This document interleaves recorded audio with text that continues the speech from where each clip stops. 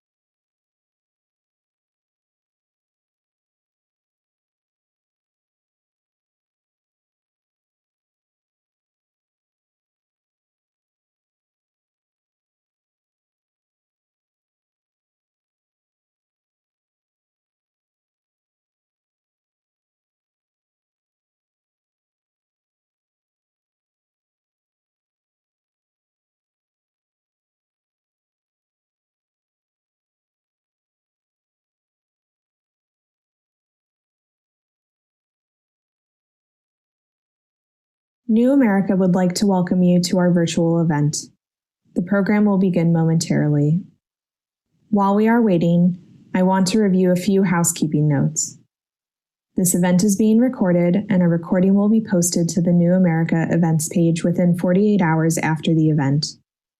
Attendees will be in listen-only mode, and you will not be able to be seen or heard by your fellow attendees or panelists. Therefore, we encourage you to share your comments and questions in the Q&A features, which can be found at the bottom of the screen.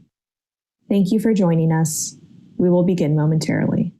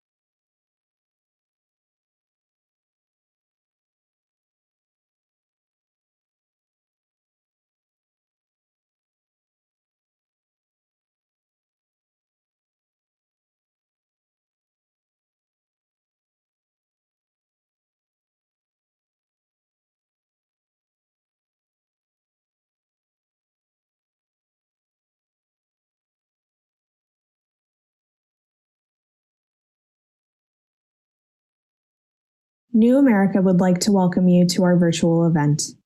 The program will begin momentarily. While we are waiting, I want to review a few housekeeping notes. This event is being recorded, and a recording will be posted to the New America events page within 48 hours after the event. Attendees will be in listen-only mode, and you will not be able to be seen or heard by your fellow attendees or panelists. Therefore, we encourage you to share your comments and questions in the Q&A features, which can be found at the bottom of the screen. Thank you for joining us.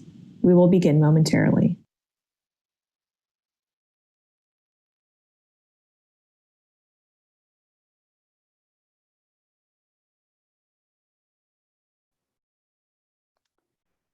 Hello, everyone. Welcome to another social distancing social.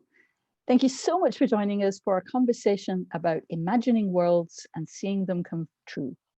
We're very lucky to be joined today by two of the most popular writers of speculative fiction, Veronica Roth and Peter Warren Singer, who writes as P.W. Singer. Veronica Roth is the author of the Divergent series, which of course, the components of which are Divergent, Insurgent, Allegiant, and For, a Divergent collection. The Carve the Mark duology, Carve the Mark and the Fates Divide, The End and Other Beginnings, and most recently, her first book written explicitly for adults, Chosen Ones. Welcome, Veronica. Peter Warren Singer, or P.W. Singer, is a strategist and senior fellow at New America. He is the co-author with August Cole of the newly published novel, Burn In, a novel of the real robotic revolution.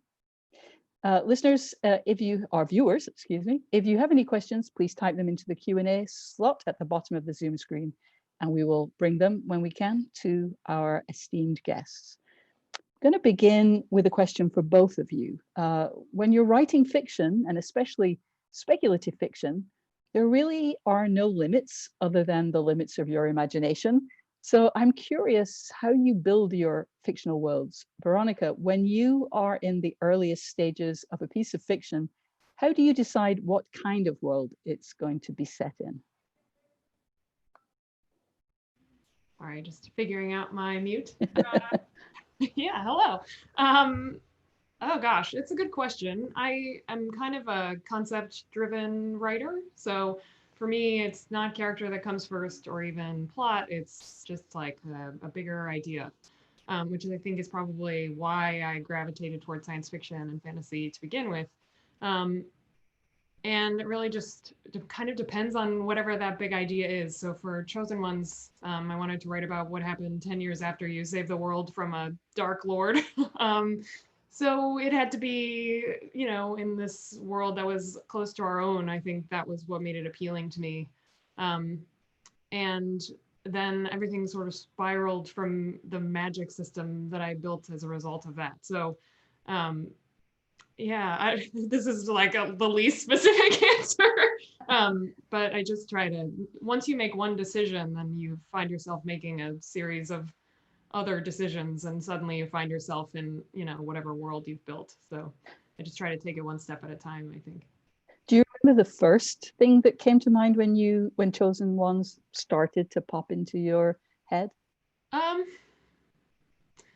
Well, I think I was always curious about the other people in Chosen One's stories. So like the hero's girlfriend, or so that's kind of where my main character Sloane started. She was supposed to be like, this was going to be her story as opposed to his story, and then it changed as the concept developed. But I wonder about that. Like there's an episode of Buffy the Vampire Slayer called, I think, like the Zeppo or something, where it's like the bee story of the episode is the focus. So it's like Xander and his weird hijinks, and then in the background, Buffy and Angel are saving the world.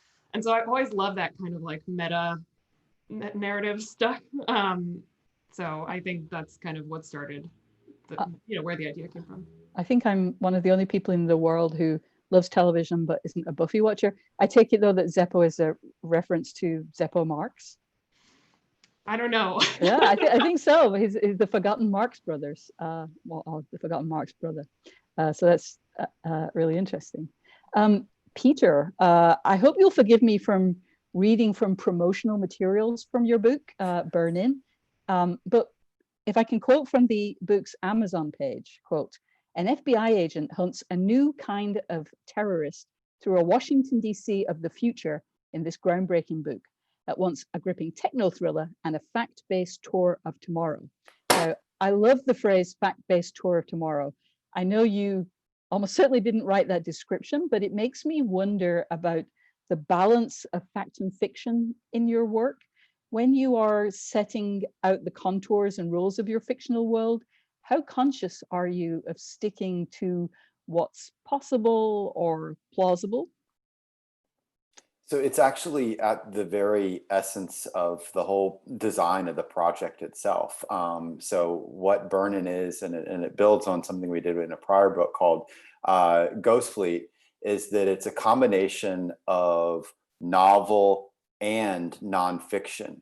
So from the very start, we're both world building, and just like, Veronica said, there's these kind of moments in the fiction creation when you begin to, discover your character, when that character looks back at you and you begin to sort of, understand their backstory, you begin to work out the settings and the plots. But simultaneous to that, we're conducting, a classic nonfiction research project. We're doing pulling threat reports from cybersecurity. We're doing interviews of real world people. And then that interviews, just like you in fiction, sometimes it's informing you for, okay, this can actually happen. Other times there's that little thing that they say that becomes a turn of phrase that you'll use in a character. Or there's a couple of scenes in Burn-In, big, attacks, that bad things that happen. We don't want to plot spoil too much, but basically bad things that happened to Washington, D.C. that was essentially from a guy working on the water systems of Washington, sharing that essentially how to flood the metro system, that it really could happen. And so, okay, I'm like, oh, we're going to add that in. And so there are a conscious set of rules that we follow. We call it useful fiction. And, real quickly, the 4 of the rules are one, real world timeline. So Arthur C. Clarke, who was a phenomenal scientist, he invents the idea of artificial satellites, but he's even better science fiction writer. He talked about how once you moved more than a generation ahead, you kind of moved from science into the realm of magic. And so we try and stay within that one generation timeline. So every technology that's in the book is drawn from the real world. The other real is real world settings. So it's all takes place in DC, in real places to it, but amazing things happen in it, but it grounds it in that way. And then another is the idea of real characters acting realistically. So, there's bad guys and there's a hero, but the types of things that they do are what a real person would do in that situation. And that, to me, I think that combination hopefully makes it both, it hits the education side, but also I think makes it more entertaining because it has that, oh my goodness, this really could happen. That makes the scenes hit harder. Veronica, I'm guessing, don't shy away from magic. To what extent do you worry about plausibility and what really could happen in the world that we're living in? Or do you enjoy straying from that? I do, and I'm coming at it from the totally other angle where I think I've become more of a realistic writer over time, but I started out like, full on like sort of dystopian fantasy. But for me, what's important is to have internal consistency. So as long as, like, you can't break your own rules, because then you destroy the experience of reading for everyone. If there can be an act of God or a sudden revelation that changes everything that you've established up until that point, like the whole system breaks down. So for me, that's important. And then I do think it's a priority to make sure that characters feel like, even though they're dealing with an impossible or strange situation, that they're acting like people. So trying to get the real people acting realistically in the totally bizarre, can control magic with your mind camp. So yeah, that's my priority is a little less research, a little less realism, I would say. Yeah. But I do enjoy well researched. It's interesting. I apologize. It's interesting though, because I think unfortunately I'm not able to do magic with my mind, but I dream of it all the time. And so I love to put myself in that position. But Peter, your characters, I imagine, sometimes do things that real people could do, but they have to be particularly skilled or particularly smart, which actually feels more of a challenge for readers to put themselves in that position. Do you think about that when you're writing? Well, it's interesting. I wanted to pull back on, and it connects something that you said before that Veronica brought up, is that the appeal of something like of the TV series, Buffy the Vampire Slayer, or you think about Game of Thrones, is actually how realistic the characters are, and everything from their actions to the way that they speak. And that's what I think, makes people love them even when they're in settings that are fantastic. It also, frankly, makes them useful. I've been part of a couple of projects that have brought together everything from US and allied military officers, and they've used, in one case it was using Game of Thrones, another case was using Star Wars as a means to teach the lessons of strategy and technology and the like. And so it's that it's what I was getting, what she brought up that I think is so neat, is the idea of it's the realism within the fantastic, and that drives it home. To your broader question, I guess what I sort of fell backwards into this realm of combining the fiction and the nonfiction. I'd written a series of nonfiction books, and my partner on it, August Cole, he was Wall Street Journal reporter. And when we started the Ghost Fleet project, we wanted to give people the same kind of fun reading experience that we had had as kids. We didn't know each other as kids, but we'd both grown up, reading both science fiction and techno thrillers. And, for me, I'm going to date myself, but I remember reading Tom Clancy in the back of my mom's station wagon on the way to Myrtle Beach. And when I say back, literally in the back, when we didn't have seatbelts and the like. And so we set out to have that kind of, give people that kind of experience. That was what was inspiring us. And when we were creating scenes, we're like, oh, this can be so much fun. But then we kept pulling on the fact that we, were researchers. And so we kept populating. We were like, what would characters do? How would they act? We were fitting that in. And then that's what gave it its resonance in the real world. That's what made not just people enjoy it for summer, but, it was used in briefings and the like. And so in Burn-In, we sort of said, okay, let's bake that in from the start. What's a topic that's treated all the time in science fiction, AI, that kind of, but science, it's now coming true, but guess what? Science fiction got it wrong. It's not killer robots around us. It's not singular HAL or whatever. It's an industrial revolution. So you get these sort of amazing, fantastical things that would seem like magic, and yet they're playing out in our real world. Wow. The word dystopian has come up several times today, even in the few minutes that we've been talking. So I'm curious how central the idea of dystopia is to your creative process. Maybe I'm wrong, Veronica, but I imagine that when you are in your imagining and outlining stage, you're thinking kind of psychologically more than technologically, perhaps. But I'm curious when your big bad comes into things. When does the dystopic element arise? Is it at the beginning? Is it as you start writing? Where do you find yourself with the antagonist of your novels? I'm not, it's something I've been working on throughout my career, is the antagonist, because they often don't enter the story for a while for me. And then over the course of the rough draft, I feel like I get to know them or understand what, if it's not a person, then, what kind of force we're dealing with. And then I have to go back and introduce it to the beginning in this just constant revision kind of way. So for me, I think usually the antagonist is just essentially connected to whatever the issue in the world or the darker like underlying things in the world are, which I think is what gives my books in general, a kind of dystopic feeling, even if they're not classically dystopian, because it's like what's wrong with the world is what's wrong with people, which is like what's wrong in the plot. So those things are kind of linked together. Interesting. Peter, how is that for you? Do you begin with the technological threat that makes your world dystopic? It's interesting.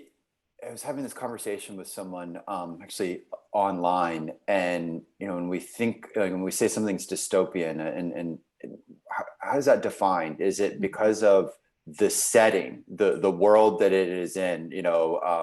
It's post-apocalyptic if we think about Divergent, or it's some kind of 1984 a techno dystopic realm, or is it because of something about the opposition in the story? Is it the bad guy, or is it because the characters are battling against a system as opposed to the setting? And I don't even know kind of where I come down on it, but it's one of the things that when I was thinking about where you were asking that, what makes something dystopian. One of the other issues that I wrestle with is how there's a very fine line between dystopian and utopian views of the world, including some of the things that we see coming out of like Silicon Valley right now. And how you can play with that in story, and it's often like an underlying theme. And one of the things that's great about taking the nonfiction but putting it in the fiction is that you get to examine something from multiple different character perspectives. So whether it's how a technology might seem dystopian from one point of view can be a useful tool to another. And it's something I think we all kind of feel right now. I think about like some of the face recognition technology, is being used by policing. It's being used by corporations. Everyone from, Facebook to Kentucky Fried Chicken are rolling out face recognition. Oh, by the way, the police do. Oh, by the way, it raises some really deep, scary issues of, profiling, and connects to racism, you name it. So that issue of like a rollout of something and exploring it from different points of view, different people in the story. And then the other part that I particularly wrestle with, and something we tried a little bit more, and I think we sort of developed further, that Veronica referenced, is your adversary, your bad guy, trying to flesh them out so that they're not the sneering, mustache pulling character, but that the bad actually thinks, everyone is the hero in their own story. And can you play that out? And, so in Burn-In, it's a two-handed story of there's a story of a partnership between this FBI agent and this robot that she's been assigned to test out. But we also follow a bad guy, a new kind of terrorist. But the ideology that the terrorist has is meant to be pretty empathetic, that kind of a lot of us might agree just with what he thinks, if not the activities that he's doing. And that's something I think about the applicability of that to the real world. Everyone, even the worst villains out there, think they're the good guy. Yeah, indeed. I want to get to a question from a viewer. This one's for Veronica. It's from Alex Torres. Which of your stories was the hardest in terms of world building? Which was the biggest challenge as you were writing? Oh man, that was 100% Chosen Ones. Because in Chosen Ones, I don't want to like spoil, but there's like a big turn after the first 100 pages of the book that I have to kind of lightly spoil. There is an alternate universe in Chosen Ones with an alternate history. And I just have like an average and casual level of historical knowledge about the history of modern computing, or about the Cold War, or stuff like that. And for Chosen Ones, because I had decided on a point of divergence between the universes in 1969 or 1970, I had to research everything. I mean, not everything, obviously, like limits, but a lot of the highlights of kind of, where we had been, where we are in our universe historically. so that I can come up with like a deviation that makes sense. Because like the proliferation of magic changes the course of history, basically. So it was definitely the hardest and the most fun to write. I read hundreds of government documents from Project MK Ultra, which is our government's experiments using LSD in like the 60s and 70s, which are real creepy and unsettling. Gotta say. But yeah, it was definitely the most rigorous world building wise. All of the extra documents that are throughout, like interspersed through the narrative sections of the text, each of them required like a full day of research. So it just, it was a great exercise though.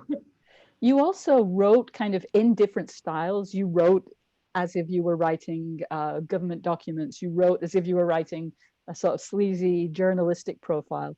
How much complication did that add? Because I realize you're writing fiction. You're maybe never actually writing as Veronica would write to a friend. But, adding those extra levels of I am writing in this voice must have made things really quite complicated. Yeah, I was kind of not sure that I could do it at first, because that's a lot of different voices to take on. But it was, at the end of the day, a really amazing creative exercise. Some of them made me want to take a shower afterward, like the misogynistic piece of journalism that you're referring to.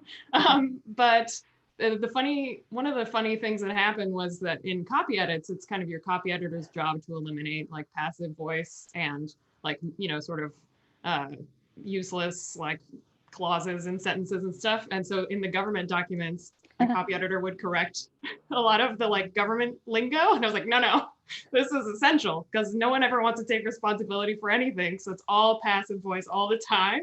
And so that was just one example of a lot of the kind of voice considerations that had to be made. But man, it was, I don't know, just I think the more challenging something is, the more fun it is for a writer. And so, yeah, Peter's nodding, Exactly, especially once you finished it. I do see you nodding, Peter.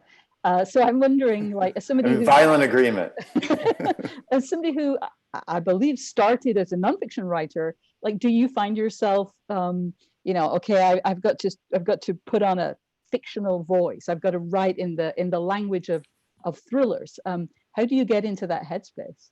Oh yeah. And it's part of actually referencing what Veronica, it's part of the fun of it. Mm-hmm. So nonfiction is an assembling of facts, and it's you're basically I've got kids, so I think of like it's almost like a parallel of a puzzle or Legos. You're sort of getting all of them together, and then you're ordering them, you're assembling them, and then you build with it. Whereas fiction, you are doing that. You're getting certain elements, and you're doing just like Veronica. Sometimes there's research and the like, but you also are just struck by inspiration at various moments, and it might be a direct kind of inspiration. Someone in the real world says something and you're like, ooh, and it might be a micro level, that's an awesome turn of phrase, or they're wearing something or whatever, a tiny detail, or it might be something macro. Ooh, that's the plot. It hits in all sorts of different places. It hits at work, it hits in the shower. And you know it when it happens, because you get that kind of excitement of that's the crack, that's the breakthrough. You also there's a working at it where there might be a problem that you're kind of puzzling your way out. It's the character, not actually, but like locked in a room. Mm-hmm. How do I get my character out of this situation in a manner that's faithful to the rules that we've set, either how the character operates or whatever. And here again, there's that kind of joy that you get when they get out of the locked room, so to speak. I think that's one of the fundamental differences of it. But it's interesting you were referencing, and I'd be interested in hearing this from you, Veronica, the editing process. To me, there's a similarity of you've got the standard, editors and copy editors and the like, but I share both fiction and nonfiction with trusted resources. On the nonfiction side, it's usually people who are experts in that, and they're kind of checking for the expertise. On the fiction side, it's people checking both for do they enjoy it, the pacing of it, but also did that sound right? So you might pick someone, we have a female lead character. So I made, there's a various women of that background that I wanted them to read to ensure that we're hitting, everything from how she spoke to how she wore her hair. Was that faithful to the character? And I'd be interested, like, do you do the same do you share your drafts with people who are giving you not just kind of the classic fiction, but like the voice feedback? Yeah. So I think I had someone read for authenticity and Chosen One specifically about racism and like a Black person in America's encounter with racism. It's not my main character who is dealing with that, but one of the prominent side characters. And I was like, I can do a lot of research about this, and I did, but I just need to make sure that it sounds right to someone, preferably more than one person. But yeah, I definitely, with every book, have shared the draft with people with various different layers of experience of particular things, which I don't know if that's a thing that's self-evident to people outside of writing, because if you're writing science fiction and fantasy, there's sort of this idea that you should just like be able to make it all up, but that's not true at all. So being able to access something that feels accurate and authentic and responsible, I don't know, you need more eyes, basically. Yeah. Peter, what I want to know is, I've been wondering this the whole time. Did you have to stretch like the truth or what's possible for the book in certain ways? And does that make you mad when you have to do that? Does it make you uncomfortable as someone who's like came from nonfiction? What we'll do is the bad guy actually is maybe not 10 feet tall, but is like 8 feet tall. And by that, I mean, in one story, it's a story of what World War III might look like. And the bad guy in it, it's a US, China, Russia war. And they are able to go after every real world vulnerability. So they're kind of extra smart, so to speak. And it's the same thing, our, dastardly terrorist in Burn-In, he's hitting every, a plot spoil. He basically creates digital versions of the 10 biblical plagues hitting DC. And he's a little more capable than, but it's that. So I think it's, what I'm getting at is, I think it's okay that they're that way because one, it makes a better story. Two, if we go to the real world side, if you're helping with the, explanation or prevention, you're telling about this is the worst day possible. The flaw in a lot of the real world policy stuff is that people plan for the best day possible, not, okay, the bad guy might do X, Y, or Z. So I guess that's the part that, I won't say it's frustrating, but I'm sort of conscious that we're doing that the bad guy is slightly more capable. And then what you do is consciously build in, there's certain things that he fails at, or there's a moment when he's trying to escape and he, slips in mud and stumbles and, and there's these sort of, he can't find his way out and he's sort of, you are conscious of that, I guess I would say. It's one other thing I would say that's interesting when you raised about sharing drafts with people. One of the things that stuck in the back of my head on the reason for this is not just the sort of the overall realism, but how if you get one tiny real world thing wrong, it'll stick for people. I just always think like we'll reference TV shows, but like my father was a military lawyer, and there are things in like the TV show Jag that they would wear their uniform slightly wrong And that would make him hate the show, not that they were like involved in a court martial of where, you know, a conspiracy theory that led all the way to the president, blah, blah, blah. That if you get that one turn of phrase wrong, you know, oh, a teenager wouldn't say that, or oh, whatever. That's the part that people's suspension of disbelief, they'll accept the big, fantastic plot stuff. They won't if you get, you know, actually, no, that street is 2 blocks over or something like that. Or I remember seeing people years ago riding the subway in DC in a movie, but it was clearly the Baltimore subway, which I understood why, but it was the same thing. That's all I remember about that movie. I don't remember anything else. The one error sticks with you more than the 1,000 accuracies. That's just human life. Another question from a viewer. The question is from Kimmy Kelly, and she wants to know, do you purposely try to incorporate current day issues in your work, or do you find that it subconsciously makes its way in? And I guess I'll add another question. And do you welcome it, or do you try to push away current day issues? Well, for me, it's subconscious. It's never,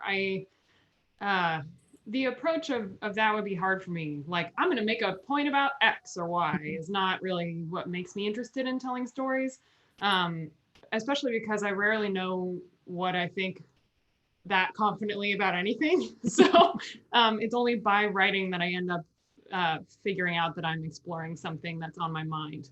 But that's what happens because, you know, I'm a real person living in the real world, and I become concerned about the things around me. And I read a lot about, you know, science and technology and the news and all that stuff. And so it's sort of like living in my head, and then it will kind of like creep its way in. It doesn't bother me when that happens. I do try to be conscious of kind of, I mean, your work is always saying something, whether you intended to or not. It reflects your unconscious biases and all that. So it's kind of like once the draft is done, you can look at like, well, what am I saying? What does this story say to people? So that's something I think is useful to be aware of. But that's like a later in the process thing for me. I suspect that the answer will be different for you, Peter. It is different, but I would say, you know, one of the things that I'm conscious of is not just, you know, how we're shaped by our surroundings and issues that are going on, but and this is again kind of a you know, pulling back the veil for people. Books are really long processes in terms of building. So there's the writing of it that takes, you know, multiple years, but then there's okay, I've turned my draft in. And then you've got, you know, depending on the timeline, roughly another year plus before it comes out. Then you have, okay, I would like the book not just to do well and be useful and interesting to people the first week that it comes out, but in an ideal world, it's something that, you know, lasts for years. So you have to be conscious of that. You know, there may be something that's really, really hot right now, or that, and again, whether it's a issue in politics to a technology that, you know, you have to say, okay, is it going to be out there 3, 4, 20 years from now? And so that's always in my mind.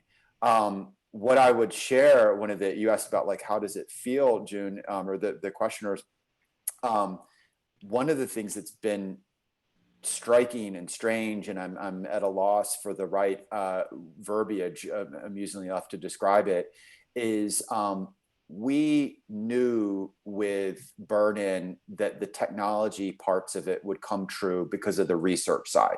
You know, it's a novel that has research and notes in it. So when a certain robot was deployed in the real world, well, we knew that because at Amazon, you know, we had the patent for it. Or when right now there's literally a cyber attack playing out in Israel, that's something that we talked about in the book. It's hitting water treatment plants. Well, we knew, because this is vulnerabilities, we knew that would happen.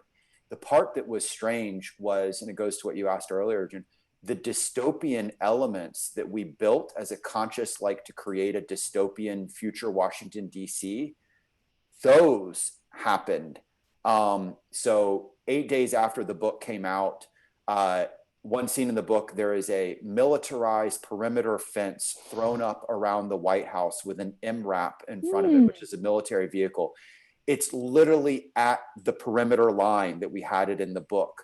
There was another scene that we thought was our kind of ultimate dystopian of riot police around the base of the Lincoln Memorial.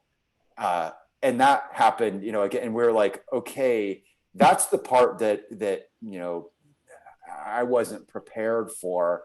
And it was the part that I thought was going to be kind of the imaginary dystopian, that instead, you know, we're feeling these themes in the real world. And I think that's part of the, you know, the utility of dystopian fiction, or things that are set in dystopian, is that, you know, they imagine these worlds, and they warn us of, you know, the perils of if it comes true.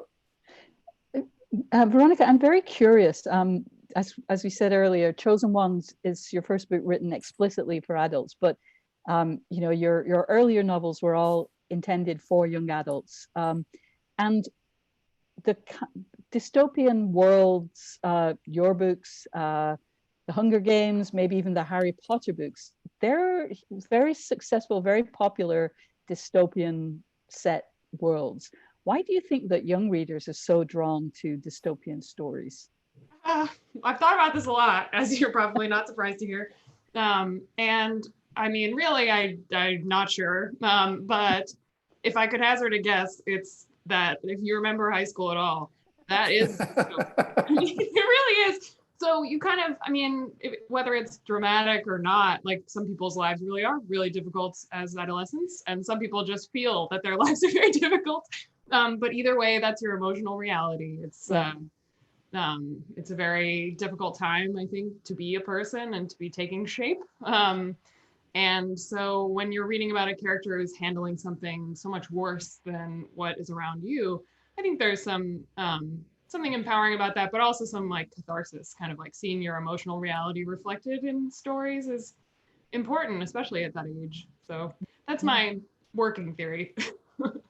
I buy it. I throw an addendum on that? Please. And it comes out of actually research for a nonfiction book I did, which was on robots. I went around interviewing both robot designers and but also science fiction authors about where they got their ideas from and the like, and why they thought it resonated and struck the real world. And one of them I remember was a conversation with Orson Scott Card, who did Ender's Game, and sort of asking why he thought it connected so much. And we then saw it play out in sort of connecting to different resonance, whether it's, Handmaid's Tale or whatnot, is that dystopian fiction, it's, while whatever the setting, like how we would define it, it's actually a story of, there's an agency involved. It's a story of perseverance. Usually, we follow a set of heroes as they they usually kind of control the destiny of this world.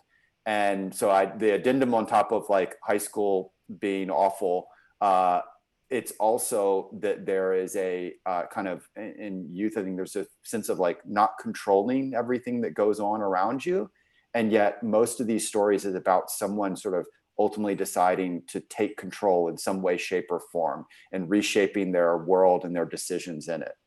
Yeah, I used to get, I still do actually, a lot of concerned parents talking to me about how their kid is really into dystopian fiction, and don't I think that's dark, and should they be worried? And I always told them, no, absolutely not, because your kid is reading a story about becoming more aware of the world around you and seeing the problems that exist and then fighting to fix them. So this is a very positive sign for your child. Yeah. On a somewhat related topic, we have another question from a viewer, from Anthony, who asked, do either of you worry about the real world taking inspiration from the negative aspects of the worlds you've created in your stories? Peter, perhaps that's a little easier to answer. You might actually be giving bad guys ideas. I'm wondering how you think about that. But Veronica, I know it's maybe less direct for you, but do you worry about, like, how do you feel about people comparing real world people to the antagonists in your stories? Like, I know it's slightly different, but I'm curious about how you both deal with that interaction between your ideas and the real world. We'll start with you, Peter, maybe. I'm smiling because I'm thinking about the and we don't have this now in the land of coronavirus era, but the type, the people that come to your events, and know the different backgrounds and the like. And I'm smiling because many years back, I had two different groups that hit this question exactly. Two different people that showed up. One was it was basically a Chinese spy with incredibly horrible tradecraft. It was like out of a James Bond satire of someone, and just, it was like, stop acting like you're a fan. I know who you are. Let's like stop. And oh, by the way, you don't need to do this.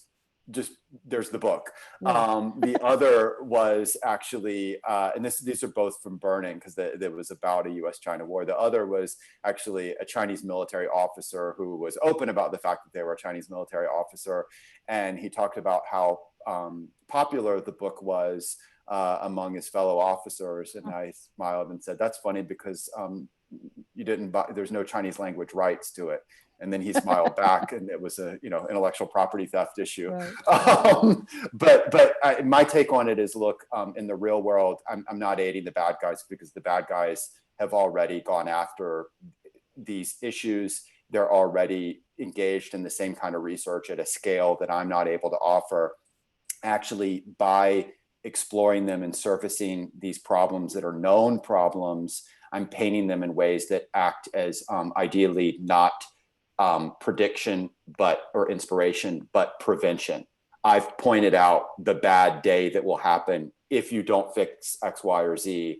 And then what we've seen is, in some cases, the book won't come true because things have happened to fix X, Y, or Z. So that's my take on it. Got it. Yeah, I think really. You've not had the same fan experiences of spies showing up? No. One day. No, I haven't had that experience, but I think if you're a writer, you feel, in general, we feel like knowing things is better than not knowing them. And so when you're shedding a light on something, that's a good thing. So I don't think my books really lend themselves to inspiring bad guys, but because that would require, magic or some kind of technology that cannot exist. Yet. There's scenes in Divergent, though, that I could see someone running with. Oh yeah, I guess like jumping off buildings or trains or something. I really hope that no one was inspired by Divergent. But gosh, who knows? I don't really worry about it, because people are gonna do what they're gonna do usually. We don't really like plant things in people's minds. Yeah, we're not that powerful. Peter, I have a question here from Cameron Bukhari, and he says, or they say, I'm not sure if either of the authors have followed the shows 24 and more recently Designated Survivor, both shows set in Washington, D.C., of course. Both depict developments that some years afterward came to pass. To what extent are story writers extrapolating from the present to imagine the future? And to what degree is it an illustration of the aspirational, some of which then over time come true? So extrapolating from the present to imagine the future, or an illustration of the aspirational? What do you think? I would say it's the extrapolating side, because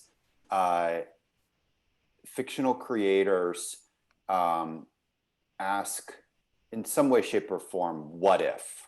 And actually, again, I remember speaking to it was a woman she used to be a NASA scientist, and then she was the creator of she was the first curator of the Science Fiction Museum and Hall of Fame. And she talked about how science fiction doesn't tell you how to build the atomic bomb. It tells you, what if you built it, what if Dr. Strangelove might happen, or On the Beach, or whatever. And so we're not bound by, budget, a government budget, but we'll say, okay, what if you built X, or what if magic did Y, or what if this circumstance hit the United States? And so that does allow a certain kind of extrapolation if those what ifs are linked to something in the real world. What if a terrorist was trying to do X, or what if they accomplished Y? I think that's the our playing with the what ifs allows that to play out, is I guess the shorthand way I would answer it. And that again goes back to the utility of it. The other thing to remember is because we're throwing so many different ideas out there, when the part that comes true, we get the credit for that. You don't get, the reference to 24, like, 24 had how many different seasons, how many different episodes per season. And so, there's lots of stuff that they didn't get right, but they get the correct, people remember the correct part of it. Right. There's a long, long history of that on whether it's imagining.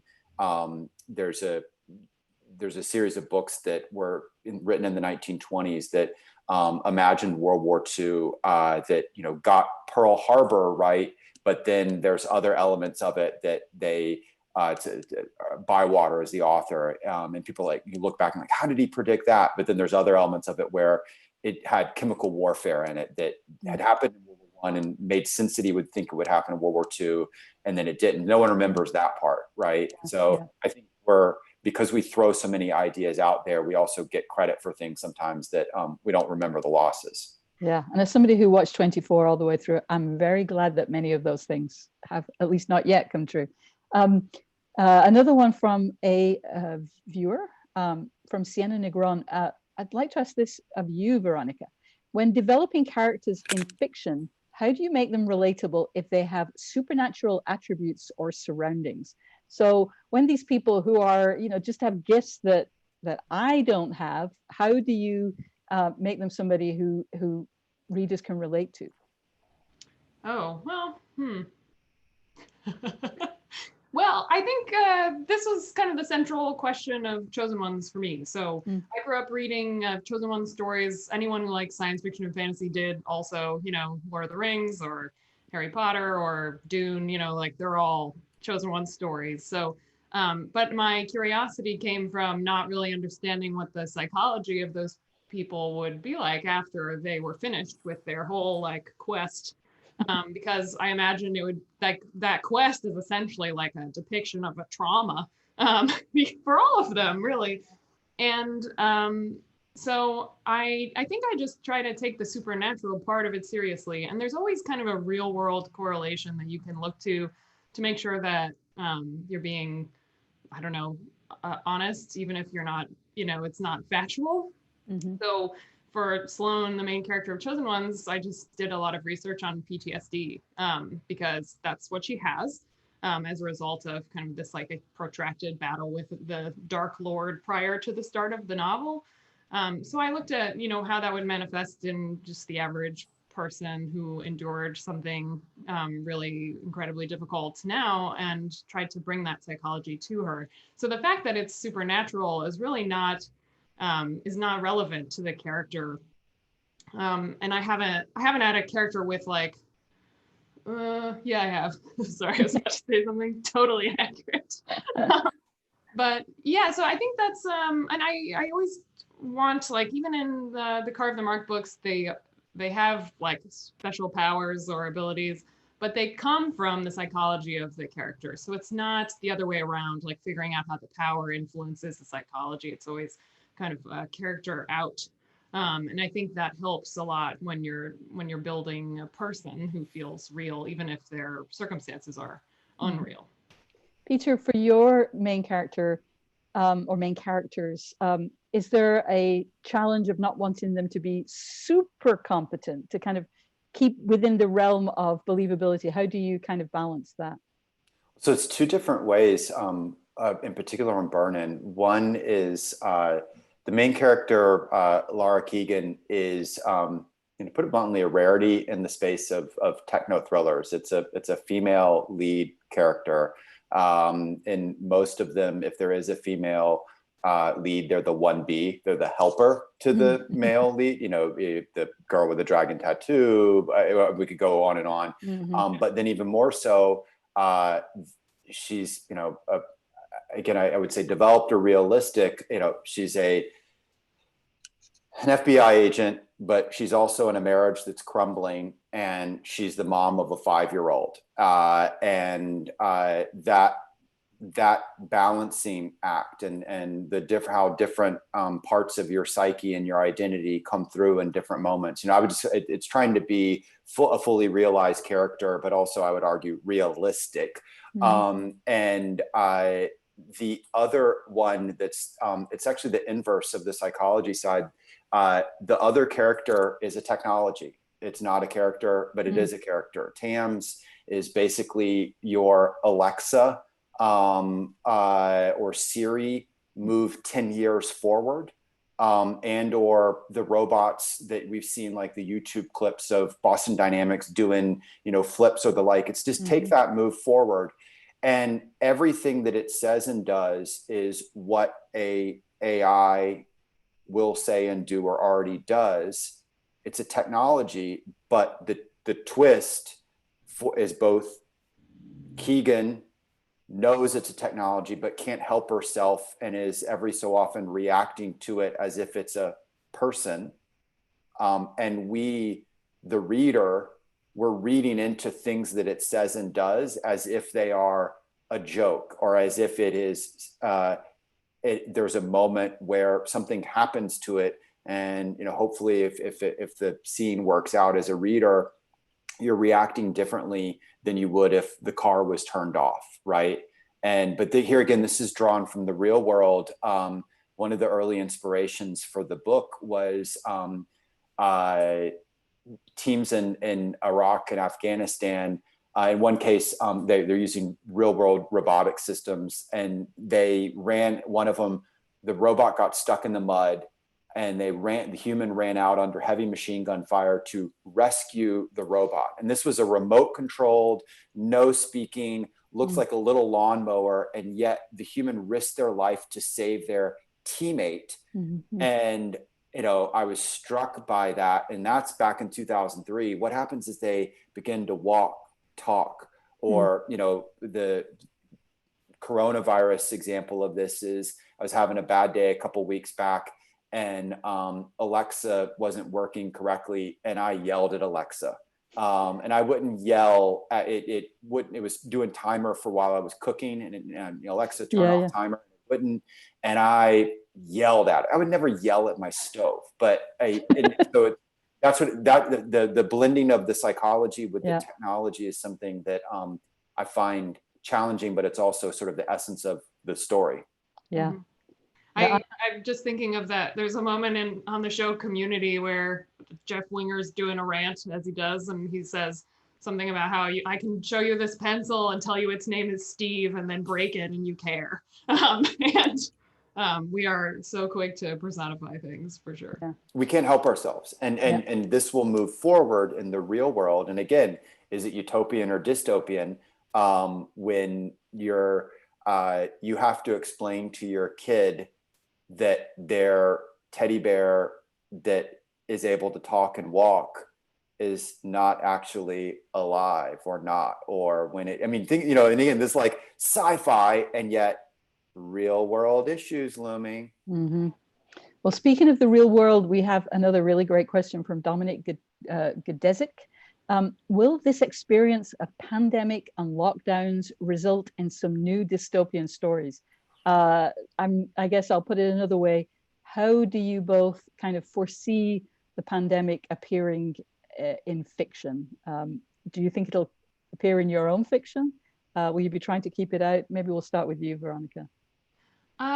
For me, I think it's going to take a couple years to know the answer to that question. So I can never write about something when I'm inside it. It's hard to reflect in any meaningful way on something that you're dealing with in real time, I think. So we'll see. But I think this feeling of kind of collective effort that we had at the beginning of the pandemic is what feels like it's going to stick with me. Obviously, it was not fully collective. Not everyone was on board, but a lot of people, like in my immediate social circle, it was like, we're doing this together, and then kind of trying to innovate in the midst of that difficulty. And that's why I have a great virtual event set up right now, because for the first few months it was like, all right, we're doing this. So I think that is what's resonated with me from the beginning of the pandemic. But of course, there's so much other stuff to think about, the isolation of it, and then the way it's become politicized, and just all that stuff is gonna, I think, linger for a long time. We have yet to see what effects it will have. So I hope people write about it, because I think this is like this is a big struggle that everyone had together, no matter how they feel about it. So we're going to need to process that emotionally and, in practically in the world around us. So. Yeah. Peter, what do you think? Oh, I'm sort of, trying to wear a dual hat of like creator, but also, futurist predictor. My gut is telling me, I mean, not just for myself, but I think for the field, that you're going to see a massive reduction of the pandemic subgenre of all of this. I think it just, connects too close to home to, what is it? How do you build upon it? And we can think of there's literally scores of pandemic themed, either it's set in a pandemic, or you're stopping a pandemic, or it's after a pandemic. I think that genre will shrink in the next decade plus. I think as a reaction to this. I think the themes, the issues that have been surfaced, those will color everything. Just like how, you think of how, whether it's the literature that was written before versus after the Great Depression is just fundamentally different. The way the 1960s in Vietnam and civil rights changes, literature, science fiction, you name it. I feel like we're at that same kind of moment. And maybe a larger question or kind of issue coming out of this. It's funny, I was earlier today part of they all feel the same. It was a Zoom call, but with a very different group and audience. It was a group of defense leaders. And one of the things that I talked about on that, and connects to the Burning Book or the like, is what the pandemic did and is doing, but also what, all the issues that have come out of the killing of George Floyd and the protests and unrest, is that we had issues that were there and were in play beforehand, but it took them, it surfaced them, it put a point on them, it drove it home. And one of the themes running through all of this is that whether we're talking about the healthcare system or the social contract in America, or whatever, is that America is not a weak state, but there's a brittleness to us. There's a brittleness to our healthcare system. There's a brittleness when you think about in under certain pressures, it cracks. It looked like it was strong, but it cracks. And I think that theme of kind of and even, in our personal lives, but I think that brittleness is going to be something that sticks with us and is like a hangover on top of, the writing that comes out of this, whether it's something related to race and racism, or it's a setting, discussion of family impact or whatever it is. I think that sort of how under pressure, the cracking that happens, things that seem strong are actually kind of weak. I think that's a theme that'll be with us for the long term, because it's something that we're all coming to grips with as a nation. Yeah, I agree with that. I think the emotional impact of it, and the I don't know how many people will just go out and write a pandemic story. I feel like that's the last thing I want to do. Even if I was interested before, now I'm like, definitely not. But I think there's a lot of this, a lot of things have become clear to us, right? That they've been thrown into relief by what's happened, like you said. So that kind of like emotional stuff will hang around, and the way that we've become kind of like deeply uneasy in our systems that we might have trusted before, that sort of thing will carry over. However, I do think there will be a small but vital subgenre of like actual pandemic fiction. And the reason I say that is because right after it, like everyone went into quarantine, like a lot of my friends started watching Contagion. I was like, no, that's the last thing I want to watch. But there are some people for whom their strategy for coping is to look directly into the eyes of the problem, like literally. And I think that helped them to kind of restore a feeling of control. Like, oh, well, they handled it in this movie, so I guess we can handle it in our lives, which of course is, you know, dubiously accurate. But I do think there are people who cope that way.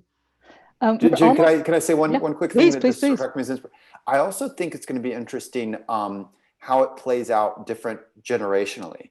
So, you know, like Veronica, you mentioned, you know, like Tolkien is massive. That whole fantasy, they're massively influenced because they were youth during World War I, right? And I think they'll be in the same of like the writing coming out of the 1960s and the like. It's going to be interesting. I think, you know, people who are adults, parents during this are going to be inspired and write in different ways than someone who is a teenager right now, and how the effect of this is going to play out on their writing, you know, 10 years from now. That's going to be really fascinating. In much the same way, you know, people see World War I elements in Tolkien, and maybe it wasn't conscious or not. We can have a debate about that. I think kind of future literary critics are going to, like, anyone who lived during this period, they're going to like point to it as like, oh, that's the effect of the pandemic on their writing. We are at time, but I just want to ask one last question to each of you. You both have newly published books, or published books in the recent past.